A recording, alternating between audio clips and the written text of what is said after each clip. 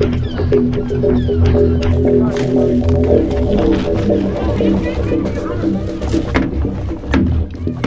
pro-Palestina membobol pabrik senjata Israel Instro Precision di Inggris pada Senin, 17 Juni 2024. Beredar video di media sosial, aksi itu dilakukan oleh sekelompok orang.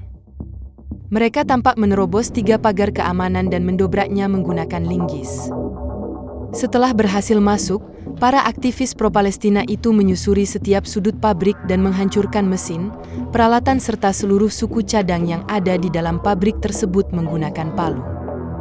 Kini keamanan setempat dilaporkan tengah menyelidiki dan mengejar sejumlah orang tersebut.